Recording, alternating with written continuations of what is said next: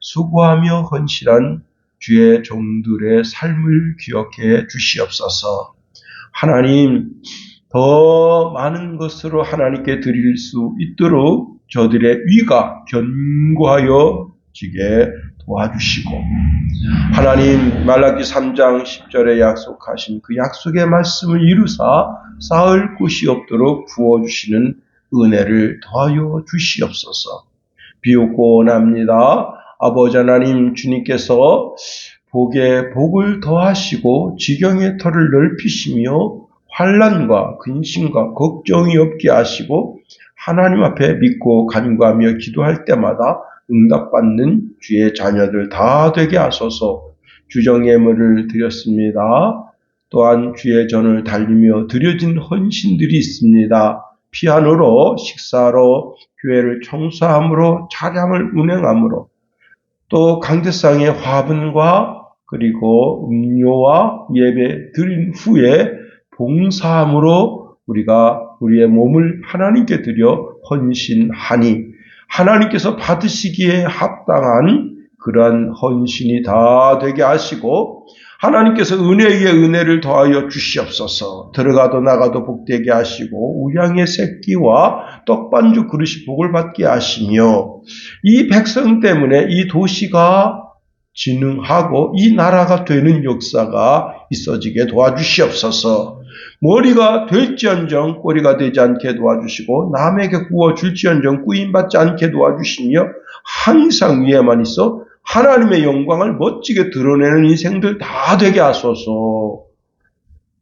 이제 또한 우리가 주의 말씀을 나눌 때 하나님 그 말씀을 인하여 우리 영이 사는 귀한 시간 되게 하소서. 예수님 이름으로 감사하며 기도합니다. 아멘. 이 시간 하나님의 은혜가 더 풍성하게 임하기를 예수님의 이름으로 축원해 드립니다.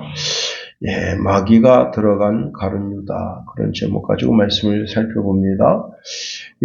고린도전서 12장 13절에 보니까 우리가 유대인이나 헬라인이나 종이나 자유인이나 다 한 성령으로 세례를 받아 한 몸이 되었고 또 다 한 성령을 마시게 하셨느니라 말씀하십니다. 세계 모든 교회는 예수의 영인 성령을 마시고 있는 거죠. 예수님도 요한복음 7장 37절 39절에 보면 명절 끝날 곧 큰 날에 예수께서 서서 외쳐 이르시되 누구든지 목마르거든 내게로 와서 마시라. 나를 믿는 자는 성령의 이름같이 그 배에서 생수의 강이 흘러 나오리라 하시니 이는 그를 믿는 자들이 받을 성령을 가리켜 말씀하신 것이라. 예수께서 아직 영광을 받지 않으셨으므로 성령이 아직 그들에게 계시지 아니하시더라 말씀했습니다. 예수님을 믿으면 성령을 마시게 된다는 겁니다. 여기 마시다라는 말은 성령을 통해서 영적인 생명이 공급된다 하는 거죠. 사람이 물 없이 살 수 없듯이 영혼은 성령 없이는 살 수 없다 하는 겁니다. 성령을 마시는 것은 단순하게 하나님의 영과 접촉이 일어나는 것이 아니라 하나님의 생각으로 내 심령에 가득 채워지고 성령의 다스림이 있어지고 성령의 인도함을 받게 되는 겁니다. 제가 이제 설교 준비하면서 우리 순양교회 300m 안에 교회가 몇 개 있는가 살펴보니까 6개 정도가 있습니다. 매우 놀라운 것은요, 그 가운데 이단도 있고 천부교도 있더라고요. 참 놀라운 일입니다. 자, 그런데 예수님을 주와 그리스도로 영접한 모든 교회는 한 성령을 마시고 있는 거죠. 제가 지난주에 목요일 시골집에 일하러 갔습니다. 아버지가 이제 다리를 보이시면서 다리가 예전 같지 않다 말씀하십니다. 감각이 예전만 못하다는 거죠. 우리 몸에 조금만 이상이 있어도 마음이 불편하죠. 요즘 이제 봄철이라 꽃가루가 많이 날리잖아요. 제가 작년에 이제 눈 주변이 너무너무 가려워서 어떻게 못하겠는 거예요. 그래서 아들이 내가 다니는 피부과 한번 가보세요. 그래서 갔더니 알러지 반응이라. 거기 병원에서 약을 줘주는데 그 약을 먹고 아주 쉽게 넘겼습니다. 우리 몸에 조금만 이상이 있어도 마음이 불편하죠. 작년에 한 번 겪고 나니까 아무것도 아닌데 이제 또 꽃가루가 날리니까 눈 주변이 너무너무 가려운 거예요. 그래서 어제 우리 김선혜 사모한테 알러지 약 좀 사와라. 그랬더니 그 약을 먹었더니 깜짝 같습니다. 자, 이렇게 알러지로 인한 병으로도 고통당하는데 나병 걸려보세요. 나병. 피부가 뻣뻣하고 피부에 흰색 또는 붉은 반점이 생기고 반점 주위에 감각이 둔해지고 통증을 느끼지 못하고 피부가 건조해지고 털이 빠집니다. 레위기 13장에 보면 나병에 걸린 사람은 이제 그 사랑하는 식구 또 친구 마을을 떠나야 되고 그 공동체를 떠나야 됩니다. 그리고는 머리를 풀어 헤치고는 옷을 찢고 입을 가리고 사람들을 만나면 나는 부정합니다. 나는 부정합니다. 그렇게 외쳐야 하는 겁니다. 만일 그렇게 외치지 않으면 사람들이 돌로 쳐서 죽여도 그 죄가 되지 않는다는 겁니다. 나병이 이렇게 무서운 거예요. 모세의 누이 미리암이 모세가 이제 구스 여자를 이렇게 아내로 얻었습니다. 실로 놀라운 거죠. 여러분, 우리도 요새는 국제 결혼이 이제 보편화됐잖아요.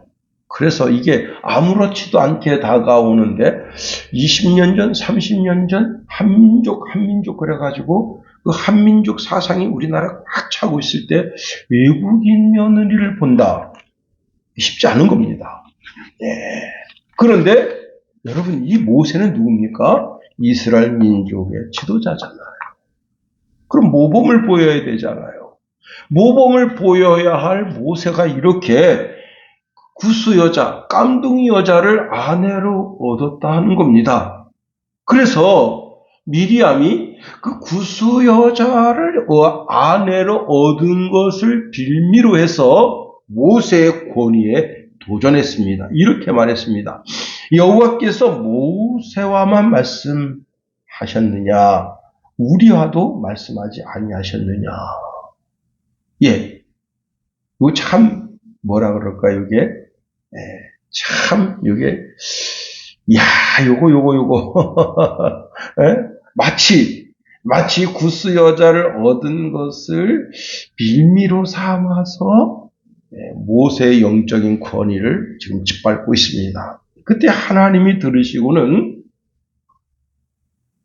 하나님께서 말씀하시는 여러 가지 말씀 가운데 특별히 이제 이렇게 말씀하십니다. 모세는 내 온 집에 충성합니다. 그와는 내가 대면하여 명백히 말하고 은밀히 말하지 아니하며 그는 또 여호와의 형상을 보거늘 너희가 어찌하여 내 종 모세 비방하기를 두려워하지 아니하느냐 하는가 동시에 미리암이 나병이 걸렸습니다. 그러니까 이 모든 걸 지켜본 형님이 깜짝 놀란 거야. 그래서 그 아론 형님이 모세에게 이제 빨리 여호와 하나님 앞에 기도해서 이 미리암의 문둥병을 좀 고쳐주세요 하니까 모세가 하나님께 기도했습니다. 그때 하나님은 모세에게 이런 말씀했습니다.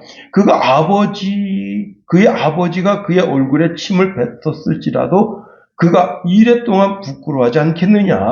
그런즉 그를 진영 밖에 이래 동안 가두고 그 후에 돌아오게 할지니라. 진 밖에 내쫓으라 이게. 응? 그리고 거기서 일주일 동안 있게 하라는 거예요. 그리고 진 밖에 내어 쫓기고 일주일 있다가 그 나병이 고침을 받았습니다. 여러분, 우리가 일생 살면서요, 난치병, 불치병 걸린 일 없기를 예수님의 이름으로 축원해 드립니다. 혹시 이런 난치병, 불치병에 걸리더라도 베드로전서 2장 24절에 예수님이 채찍에 맞음으로 너희는 나음을 얻었나니 말씀하셨으므로 오늘 미리암이 나병에 걸렸다 고침을 받듯이 여러분의 질병과 질고가 꼭 고침을 받게 되기를 예수님의 이름으로 축원해 드립니다. 제가 이제 새벽마다 특별히 기도하는 분들이 여러 분 있습니다. 그 중에는 혈액암으로 고통당하는 분이 있고요. 또 위암이 이제 전신이 퍼져서 그게 자궁까지 전이 됐다. 그래서 제가 아주 정말 그분을 위해서 간절히 기도합니다. 여러분, 참 그래도 감사한 것은 이제 제가 그 사모님을 여러 번 뵀는데 좀 어떠세요? 하니까 더 이상 퍼지진 않는다. 참 감사하죠. 여러분. 그런데 오늘 본문의 시몬은 나병에 걸렸습니다. 그러니 참으로 삶이 어렵죠. 가정을 떠나고 부모님을 떠나고 마을을 떠나고 자 먹기 살기 위해서 사람을 만나면 나는 부족합니다. 그렇게 외치고 그 사람이 이제 먹던 빵 던져주면 그걸 다 뛰어가서 그 빵을 땅에서 주워가지고 털고 그걸 먹어야 되고 야 이게 보통 삶이 아닙니다. 그런데 그런 삶을 살다가 예수님을 만나서 그 나병을 고침을 받고 이제 완전히 새로운 삶을 살게 됐습니다. 너무나 고맙죠. 그래서 예수님을 자신의 집에 초대해서 큰 잔치를 열었습니다. 12제자와 예수님과 동행하는 분들, 많은 분들이 이제 시몬의 집에 와서 잔치를 하는 상황이 벌어진 겁니다. 그렇습니다. 여러분, 그런데 거기서 놀라운 일이 발생하게 된 겁니다. 우리가 이렇게 불치병, 난치병에서 고침을 받아보세요. 너무너무 감사하죠. 내 모든 걸 다 드려서 정말 날 이렇게 새롭게 해주신 것 감사합니다 하고 큰 잔치를 열만하죠. 그렇죠? 예. 그런데 우리는요, 잘 들으세요. 우리는 난치병, 불치병 걸렸다가 이렇게 고침을 받은 그런 정도가 아닙니다. 우리는 예수님을 주와 그리스도로 영접해서 사망의 병을 고친 사람들이다 말이에요. 응? 영생을 얻은 사람들이다 말이에요. 지금 죽어도 천국 가는 그러니 오늘 내가 뭘 아끼겠나 하는 겁니다. 응? 제가 이제 어릴 때 옥수수를 뒤뜰에다 심었는데 한 5개를 심었어요. 근데 그 중에 아주 튼튼하게 잘 자란 게 이제 2개가 잘 자랐어요. 그런데 할머니가 하루는 이렇게 말씀하십니다. 야, 이젠 따서 이렇게 이제 쪄먹어도 되겠는데, 그래가지고 제가 그날 옥수수를 5개인데 5개 중에 2개만 잘 됐고 2개 잘 된 것 중에 하나를 따가지고 수요 예배 날 저희 이제 시골 교회 전도사님이 계셨어요. 그 전도사님 갖다 드리는 거예요. 왜? 첫 것은 주의 종의 것이다. 예. 자, 은혜를 받고 나니까 하나님께 내 모든 것 다 드리고 또 드리고 싶다. 그러다가 일생 하나님 앞에 드린 목사가 된 거 아니겠어요? 예.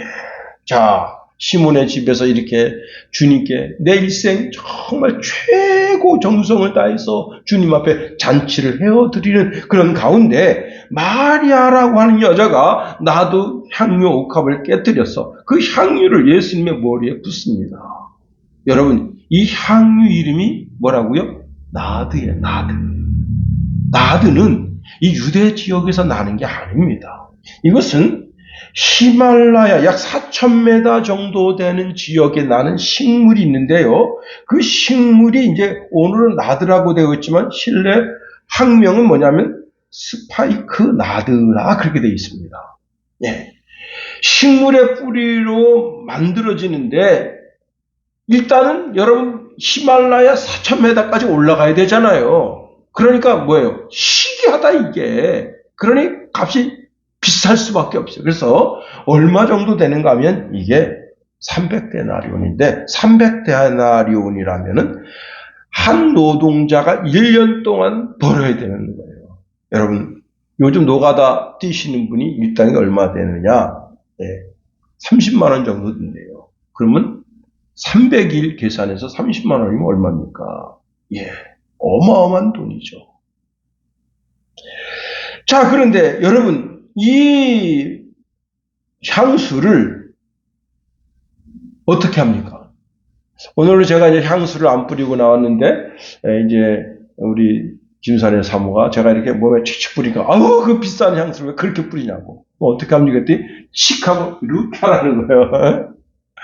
칙 하고 이렇게 하면 전신에 묻는다 이거야. 그래서 제가 이제, 정말, 오늘은 이제 너무 이제, 하여튼 못 뿌렸어요. 근데, 칙 뿌리고 이렇게 하고, 그리고 이제 하루 종일, 그럼 내가 지나갈 때마다 그 향이 은은하게 지나갑니다. 그런데, 여러분, 이게 한 병 전체를 갖다 들이푼 거예요. 그러니 그 시몬의 집이 완전히 그냥 나드향으로 꽉 찬 겁니다. 그때 4절에 보니까 어떤 이가 비난하고 나섰다는 겁니다. 어찌하여 이 향유를 허비하는가? 마태복음에는 그 비난한 자가 누군지 이름을 말씀하고 있지 않은데 요한복음에 보면 이 비난한 자가 바로 유다라고 밝히고 있습니다.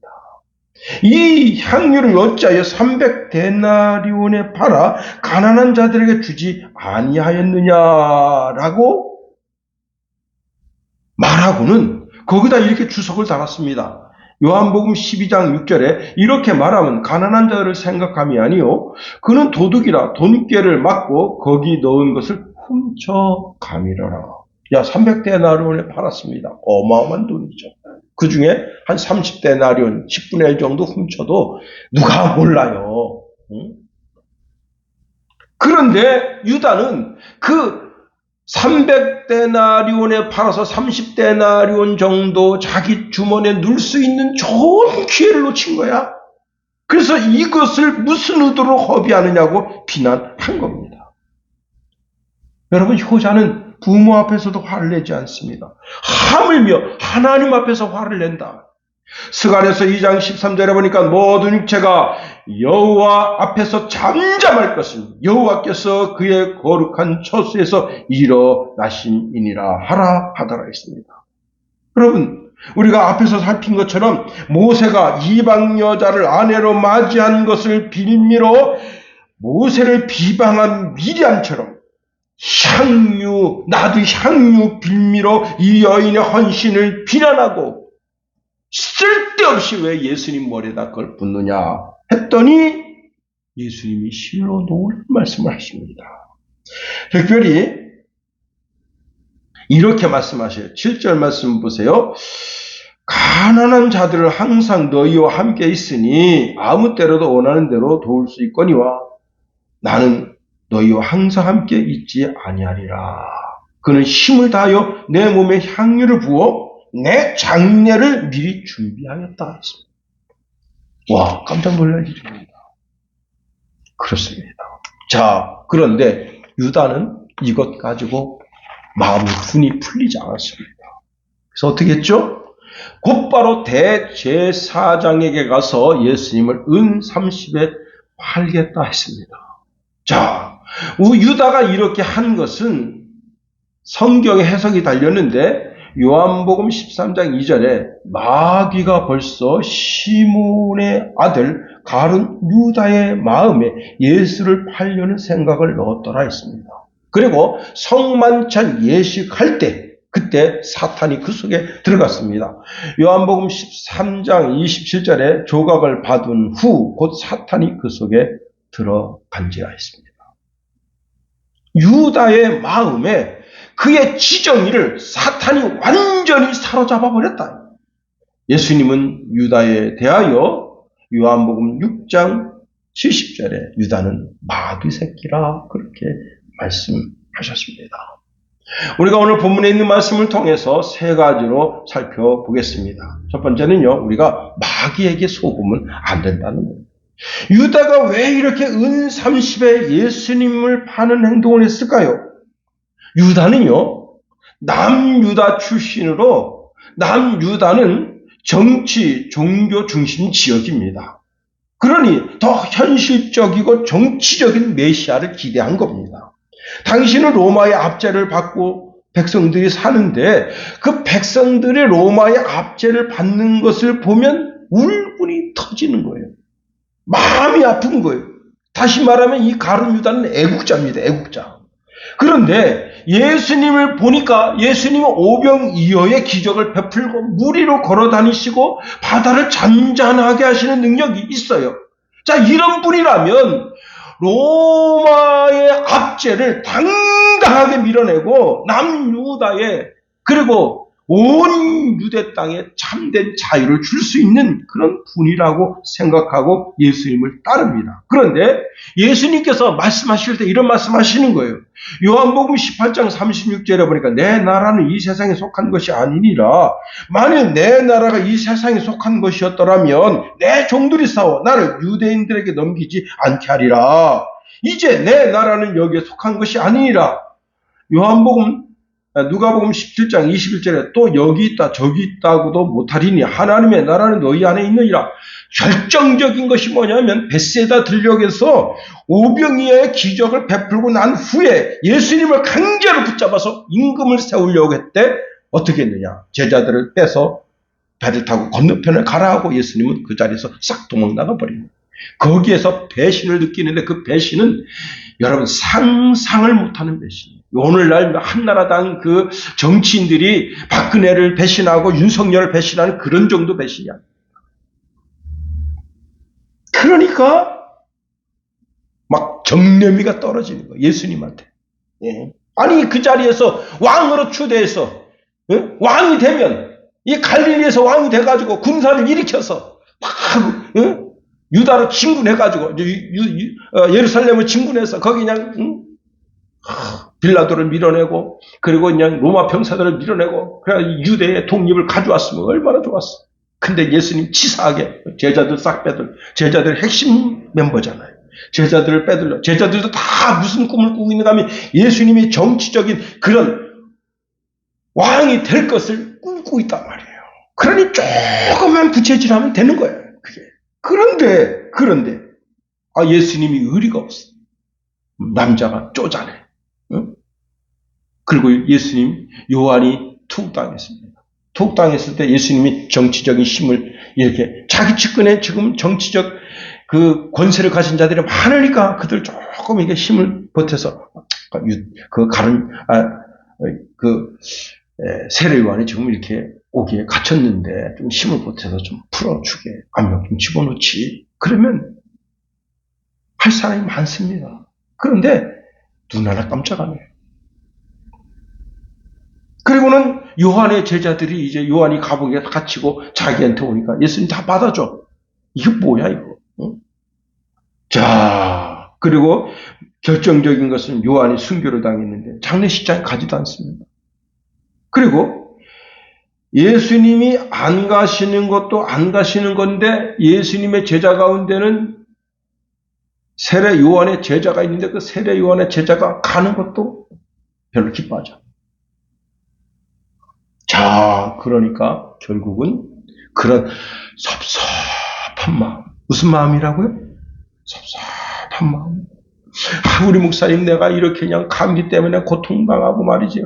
알러지 때문에 고통당하는데 나 좀 신방 와서 좀 한수기도 좀 하고 나를 위로하면 좋을 텐데 목사님 뭐 하는 거야 도대체?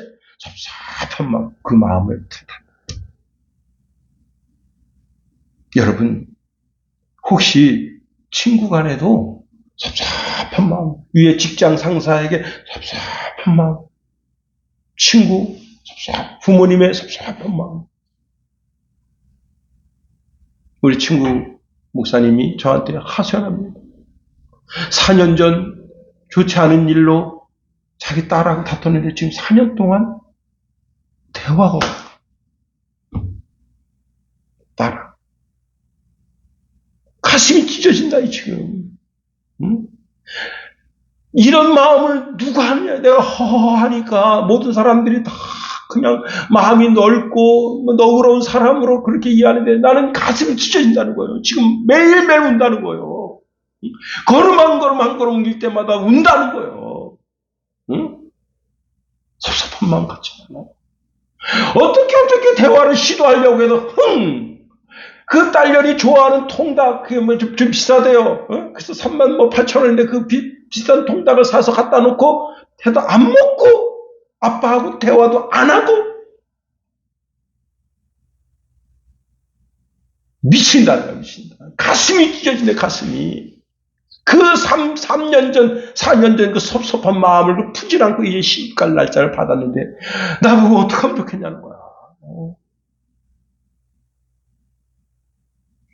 에베소서 4장 27절에 마귀에게 틈을 주지 말라 했습니다. 마귀에게 틈을 주잖아. 불평불만하면 마귀가 그 사람 마음속에 쑥 들어와요. 여러분, 불만은 마귀를 모시고 사는 것이고 불평은 마귀에 대한 기도고 원망은 마귀에 대한 찬송이라는 사실을 알아야 됩니다. 자, 이로 인해서 예수님을 팔고 그 돈도 쓰지 못하고 자살하고 여러분 죽을 때 얼마나 비참하게 죽었는지 내장이 터져서 나왔다 이거예요. 그리고 지옥 가고 유다는 철저하게 속은 겁니다. 누구한테? 마귀에게 속은 거예요. 응?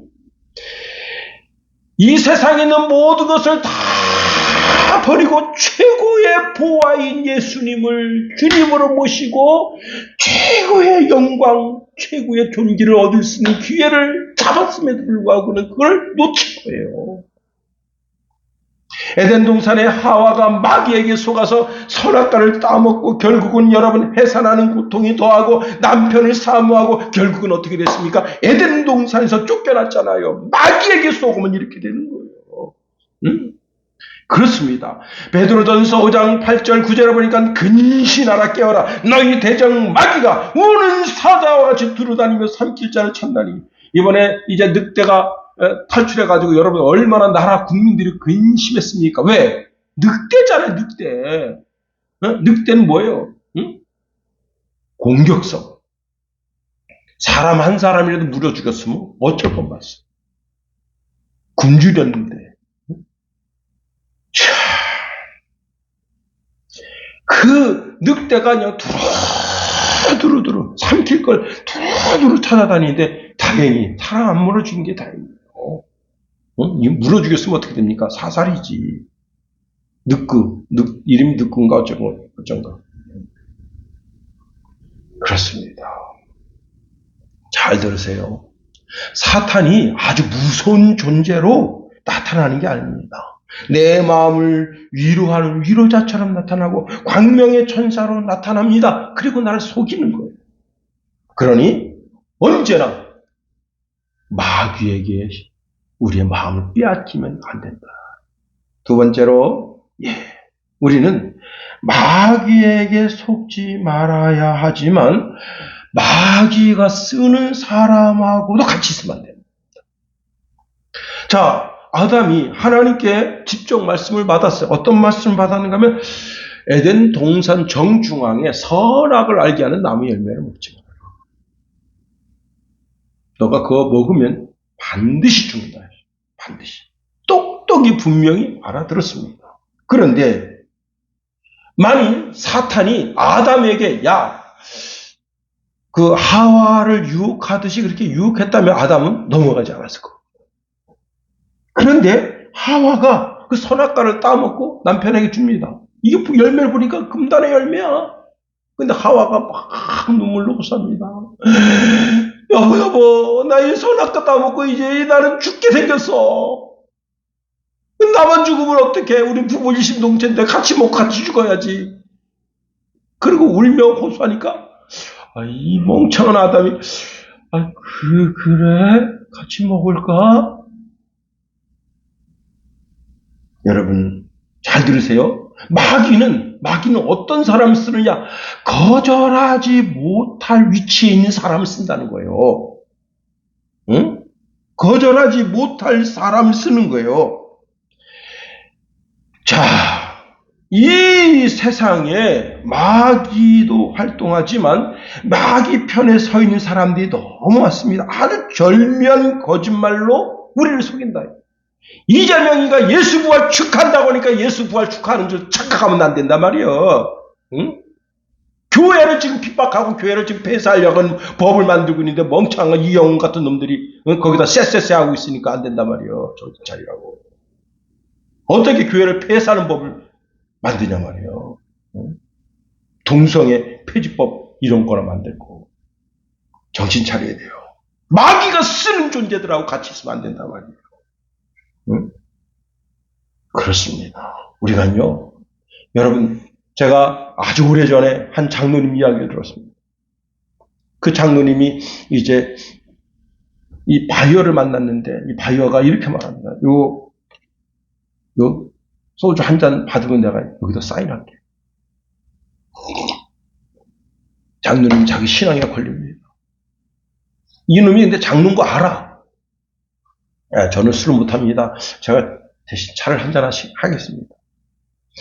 집요하게 다 그냥 땅 떠있어. 펜까지 다 갖다 놓고 한 잔 하시면 내가 이렇게 협조하는 마음으로 우리 회사에 한다고 하는 그런 마음을 받아들이고 내가 사인할게요. 장로님이 한 잔 딱 마셨습니다. 그놈이 그 자리에 이렇게 말하고 다른 업체가 와서 이렇게 똑같이 이렇게 겁박하고 애걸하면 당신 사인할 사람이에요. 우리를 배신할 사람입니다. 하나님도 배신하는데 사람 배신하는 거야? 우습지 않냐? 그걸 그 자리에서 박차고 일어나버린 거야.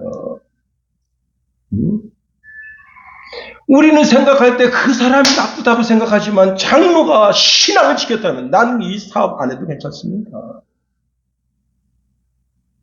이 술도 안 마실 분들아 이러한 조건을 거신다면 저는 이 자리에서 일어나겠습니다. 딱 해봤어. 보세요. 와, 이 사람 진짜네. 하고 내가 사인하는데 그 자리에서 그 한 잔 받아 먹으니까 여러분 결국은 그 장로님이 그렇습니다. 여러분, 우리가 하나님의 말씀을 거역하면 하나님 반드시 그를 죽이신다는 사실을 알아야 됩니다. 왕이 초대해도 하나님의 말씀을 지키는데 굳건하게 서야 되는 거예요. 마귀는 누구를 사용하느냐? 아내를 사용하고 아들, 딸을 사용하고 친구를 사용하고 결국은 그 올무에 걸리게 만드는 거예요. 직장 상사를 사용합니다. 거절하지 못할 사람을 통해서 올무를 뒤집어 씌우는 거예요. 주일 성수하지 못하게 하고 새벽 예배 못 나가게 하고 그렇습니다. 요한일서 3장 8절 9절에 보니까 죄를 짓는 자는 마귀에게 속하나니 마귀는 처음부터 범죄함이라 하나님의 아들이 나타난 것은 마귀의 일을 멸하려 하십니다. 하나님께로부터 난 자마다 죄를 짓지 아니하나니 이는 하나님의 씨가 그 속에 거하며 그도 범죄하지 못하는 것은 하나님께로부터 났습니다. 이러므로 하나님의 자녀들과 마귀의 자녀들이 드러나나니 무릇 의를 행하지 아니하는 자나 또는 그 형제를 사랑하지 아니하는 자는 하나님께 속하지 아니하느니라 말씀합니다. 여러분, 우리 예수님은 마귀의 일을 멸하러 오셨습니다. 스스로 거짓말하는 자는 스스로 마귀의 자녀임을 자처하는 것이다. 그러므로 어떻게 해요? 절대 입에 거짓말을 달면 안 되는 거예요. 마귀의 일을 멸하는데 앞장서야 돼요. 중국의 한 여대생이요, 미국의 명문대인 예일대학교에 합격했습니다. 그런데 그 룸메이트가 보니까 얘가 조금 이상해. 이름이 캐서린 린입니다. 근데 이 여자애가 이제 뭘 했느냐? 자기 이력서를 썼는데 노스다코타의 작은 마을에서 자라 스스로 공부해서 아이비리그 대학에 모범생으로 합격한 겁니다. 자,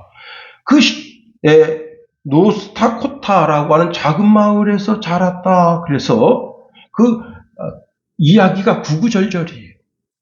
그래가지고 그 에세이를 보고 감동해서 그를 합격시켰습니다. 그런데 룸메이트가 이제 그 예일대 합격했어요. 그 아이리비 예일대 합격해서 이제 자기 이름으로 된 장학생이니까 자기 이름으로 된 명패까지 다 그 기숙사에 박혀 있습니다. 근데 같이 생활하는 애가 보니까 얘가 지적 능력이 엄청 떨어져. 그래서 학교 측에서 이야기한 거예요. 얘가 이렇게 장학금을 받을 만한 지적 능력이 안 됩니다. 그래서요, 학교 측에서 이상해서 조사를 본 거예요. 그랬더니 제가 조금 전에 어떤 마을이라고 그랬죠? 노스다코타라는 마을 자체가 없습니다. 그 애가 나온 고등학교가 존재하지도 않아요. 전부 거짓말이야, 전부 싹 다 거짓말이야. 예? 그리고 고등학교 성적표도 포토샵으로 위조하고 추천서도 자기 스스로 쓰고 모든 서류 다 자기가 가짜로 만든 거예요. 결국은 미국 법원으로부터 중국으로 추방명을 받았습니다. 그런데 그가 그 법정에서 나오면서 뭐라고 말했는 줄 알아요? 난 캐서린이라고 하는 이름이 참 마음에 들었는데 하고 쫓겨났다는 거예요. 근데 여러분, 올 봄에 무슨 일이 있었죠? 전라도에 있는 한 대학에 가짜 고등학교 학생 112명이 중국으로 야밤 도주하고 다 도망갔습니다. 왜냐하면 이들이 가짜 고등학교 졸업장을 제출하고 대학에 당당하게 입학한 겁니다. 그런데 이런 정보를 국가에서 알고는 이게 좀 이상한 애들이 와 있다. 취업 목적으로 와 있는 애들이 있는 것 같아서 조사하니까 112명. 한 대학교만. 여러분, 속이는 것은 마귀이시다. 예수님도 요한복음 8장 44절에 마귀에 대한 정의를 이렇게 말합니다. 그는 처음부터 살인한 자요, 진리가 그 속에 없으므로 진리에 서지 못하고 거짓을 말할 때마다 저것으로 말하나니 그는 거짓말장이요 거짓의 아비라 했습니다. 마귀의 전술 전략에 속으면 안 된다. 마귀는 진실 90%, 거짓 10%, 그 거짓 10%를 우리 심령 가운데 심어주려고 우리 삶에 정말 살같이, 형제같이, 내 입의 혀처럼, 내 오른손처럼 그렇게 내게 역사하는 겁니다. 그리고 어떻게 하는 거예요? 싹 속여 넘어가게 하고 파멸로 이끄는 거예요. 자, 세 번째로 우리가 마귀에게 속하지 않으려면 어찌해야 할까 하는 겁니다. 2025년도요, 보이스피싱으로 우리나라에서 사라진 돈이 1조 3,330억 원이래요. 예. 그런데 그 대상이 50대, 60대였고요. 평균 8천만 원 정도를 갈취했다는 겁니다. 한 사람 앞에 평균 8천만 원. 그런데 지금 이제 그 대상이 지금 누구한테 넘어가고 있는가 하면 20대, 30대로 넘어가고 있대요. 우리 교회 20대, 30대들 조심해야 된다. 여러분이 대상이다. 응? 그런데 여러분, 강도짓이나 도둑질이나 소매치기나 전부 다 마귀에게 속한 것이 절대 속으면 안 된다. 자, 속지 않으려면 어찌해야 되느냐? 여러분, 이들이 광명의 천사로 다가오고 있다는 겁니다. 자, 마귀의 시험에 마귀에게 속하지 않고 신앙생활을 하려면 어찌해야 되느냐? 요한일서 4장 1절에 이런 경고문을 우리에게 주고 있습니다. 영들을 다 믿지 말고 오직 영들이 하나님께 속하였나 분별하라 했습니다. 뭘 하라고요? 영을 분별해봐라, 이게 영을. 예. 마귀 분별은 뭐냐? 영분별이다, 영분별. 영분별이 뭐냐? 영분별이 뭐냐면 말을 분별하는 거예요. 마귀가 속삭이듯이 우리에게 하는 말이 있는데, 여러분, 말이라고 하는 것은 지정의가 있잖아요. 말을 들으면 그 사람의 지적 능력을 알 수 있어요. 이 사람이 그 쓰는 단어가 중학교 정도 되는 단어를 쓰고 있구나. 고등학교 정도 되는 단어를 쓰고 있구나. 대학교 정도, 그 이상의 단어를 쓰고 있구나. 예, 그 사람이 하는 말을 듣고 그 사람의 지적 능력을 알 수 있습니다. 그 다음에 그 사람이 하는 말을 듣고 감정을 알 수 있어. 화가 났는지 침착한지 아니면 기분이 업돼 있는지. 그 다음에 그 사람의 말을 들으면 그 사람의 의지, 지금 어떤 일을 할 것인가를 알 수가 있어요. 지정의가 드러난다 하는 겁니다. 자, 그런데 그 사람의 말을 하나님의 말씀에 비춰본다는 거예요. 제가 깜짝 놀란 게 있는데요. 제가 이제 기묘한 밤이라는 그 유튜브를 보는데 전 깜짝 놀랐습니다. 진짜예요. 뭘 놀랐냐면 5,000원권으로 이걸 복사기로다가 이제 이렇게 했는데 너무 정교해가지고 21억인가 이렇게 해먹었습니다. 이 사람 21억인가를 해먹었어요. 2억 1,000만 원도 대단한데 21억을 해먹었다고. 가짜 돈을 만들어가지고. 근데 왜 이 사람이 그렇게 했는가 하면 10,000원짜리 이렇게 비치면 알 수 있대요. 근데 5,000원짜리 이렇게 비치면 모른다는 거예요. 그 홀로그램이 거기에 정교하게 나타나서 모른다는 거예요. 그래가지고 국가에서 내년도에 신권 5,000원을 만들어야 되는데 땡겨가지고 올해 만들었어요. 그래서 이제 신권하고 국권하고 막 섞여서 사용하는 그런 상황인데 한 슈퍼 아줌마가 그 일련 번호가 중간 번호가 똑같아. 그래가지고 똑같네. 그래가지고 그 사람 인상착의 보고 112에 신고해가지고 경찰이 잡은 거예요. 21억을 해먹었다. 대단합니다. 근데 손으로 만져도 그 촉감을 알 수가 없다는 거예요. 보통 은행원들이 촉감으로 이렇게 알 수 있대요. 근데 촉감으로 모르는 거야. 이걸 어디냐면 개수기에다 딱 집어넣으면 개수기가 가짜 돈이라고 딱 밝혀줘. 21억. 그것도 8년 동안. 야.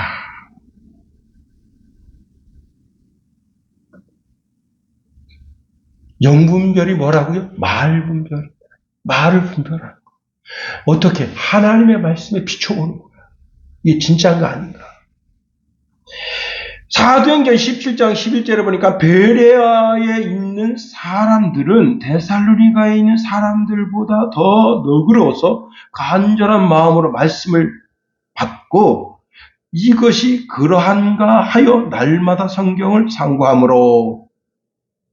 자, 주의 종들이 하는 말씀을 받았어요. 그 말씀을 받고 어떻게 했는 거예요? 하나님의 말씀에 비춰보는 거야. 진짜인지 아닌지. 그런 일을 했다는 거예요. 응? 자, 영은 사람들의 가르침입니다. 사상이고 메시지의 근원에 포함됩니다. 그런데 영은 눈에 보이지 않지만 그 영이 말씀이고 생명이다. 요한복음 6장 63절에 보니까 내가 너희에게 이르는 말이 영이요 생명이라고 말씀하십니다. 말씀이 영이라는 거예요. 그런데 영분별을 말로 분별하는데 누군가 감동 주는 말을 주의하라는 거예요. 기적의 현장을 주의하라는 거예요. 종교적 열심을 주의하라는 거예요. 이런 것이 있다면 다 뭐예요? 하나님께로부터 온 게 아니라는 거예요. 겉으로 보기에는 좋아 보여도 출처를 점검해 보라는 거예요. 요한은 우리가 영분별할 이유를 이렇게 말하고 있습니다. 거짓 선지자가 세상에 나왔습니다. 이로써 우리가 하나님의 영을 알지니 곧 예수 그리스도께서 육체로 오신 것을 시인하는 영마다 하나님께 속하는 것이요 예수를 시인하지 아니하는 영마다 다 하나님께 속한 것이 아니니 이것이 곧 적그리스도의 영이니라. 오리라 한 말을 너희가 들었거니와 지금 벌써 세상에 있느니라. 여러분, 믿음은 무조건적 신뢰가 아니라 영을 분별하는 믿음이다. 모든 영적 현상을 검증하라. 더 나아가 여러분 마귀의 시험을 기도할 때 알 수 있습니다. 자, 예수님 오늘 여러분 주부의 그림 뭐 이상하죠, 그죠? 이게 도대체 뭐지? 주부의 그림 한번 봐봐요. 이게 베드로입니다. 베드로가 이제 한 손으로 얼굴을 가리고 그리고 뒤에 뭐가 있죠? 닭이 있잖아요. 닭이. 자, 그런데 예수님이 이제 제자들을 데리고 겟세마네 동산에서 기도하실 때 뭐라 말씀하셨습니까? 베드로에게 그 전에 너가 닭 3번 울기 전에 나를 부인할 것이다 말씀하셨어요. 그런데 그 시험을 이기는 길이 있다는 거예요. 그 길이 뭐냐면 예수님이 이렇게 말씀하셨습니다. 너희가 나와 함께 1시간도 이렇게 깨어 있을 수 없더냐? 시험에 들지 않게 깨어 기도하라. 마음에는 원의로 돼 육신이 약하구나 말씀하십니다. 자, 베드로에게 예고된 시험이 있어요. 환난이 있어요. 예수님을 모른다고 3번 부인할 그런 이제 영적인 그런 참 배도가 자기 앞에 있습니다. 그러면 예수님께서 이제 12제자가 다 그냥 자빠져 자고 있어요. 그때 예수님께서 너희가 나와 함께 1시간도 이렇게 깨어 있을 수 없더냐. 예. 3번 1시간 예수님께서 1시간 간절히 기도하고 와서 보니까 제자들이 자고 있어. 제자들 깨웠어. 다시 한번 또 가서 1시간 또 기도합니다. 와서 보니까 또 제자들이 자고 있어. 또 깨웠어. 3번째 가서 열심히 기도하고 와서 보니까 제자들이 완전히 이제는 넉다운이 된 거예요. 그때 예수님께서 이렇게 말씀하십니다. 이제는 자고 쉬라. 보라, 때가 가까이 왔으니 인자가 죄인의 손에 팔리느니라. 기도할 시간이 없다. 이내 이제 유다가 대제사장에 가서 예수가 지금 겟세마네 동에 기도하러 올라갔다. 내가 그 예수를 넘겨주겠다. 하고 유대 병졸들이 와서 여러분 예수님을 체포하가니 베드로 급한 성격에 칼을 찔러가지고 그 병사를 죽이려고 칼을 뒤밀었는데 칼이 빗나가서 말구의 귀를 자르고 말구의 귀를 붙여주고 예수님 거기서 체포되고 그리고 가야바 법정에 가서 거기서 3번 부인하고 철저하게 실패하고 말았다는 겁니다. 잠언서 4장 12절에 보니까 어떤 길은 사람이 보기에 바르나 필경은 사망의 길이다 했습니다. 사람들이 그릇된 길로 가면서도 자기를 안심시킵니다. 뭐 그럴 수도 있지 뭐. 그러나 그 길은 사망의 길이다. 그러니 어떻게 해요? 내가 가는 이 길을 살펴봐야 되는 겁니다. 예수님 이렇게 말씀하십니다. 너희는 세상의 빛이라. 산 위에 있는 동네가 숨겨지지 못할 것이요. 그랬습니다. 자, 그러면서 예수님께서 그럼에도 불구하고 너희는 나를 따라오라 말씀하십니다. 왜? 예수님이 생명의 빛의 근원이기 때문에. 요한복음 8장 12절에 이렇게 말씀하십니다. 예수께서 또 말씀하여 이르시되 나는 세상의 빛이니 나를 따르는 자는 어둠에 다니지 아니하고 생명의 빛을 얻으리라. 이제 말씀을 마칩니다. 가룟 유다 한 사람 때문에 이 엄청난 일이 일어났는데 가룟 유다가 그렇게 하는 것은 섭섭한 마음, 내 주머니에 넣지 못한 섭섭한 마음, 그 한 마음 때문에 자기도 불행하게 되고 이런 불행의 역사를 만들어내게 된 겁니다. 우리가 이 한 주간을 주의 은혜 가운데 준행하게 됩니다. 마귀는 우리가 등불을 밝힐 때 그 등불을 끌려고 계속해서 우리를 유혹하고 핍박합니다. 그럼에도 불구하고 우리는 꿋꿋하게 그리스도 예수 의지하여 빛 가운데 거함으로 말미암아 이 세상에 여러분 어느 곳에 있든지 그곳에서 은혜의 진리의 빛을 비추는 저와 여러분이 다 되기를 예수님의 이름으로 축원해 드립니다. 기도하겠습니다. 하나님 우리를 붙드시며 인도하소서.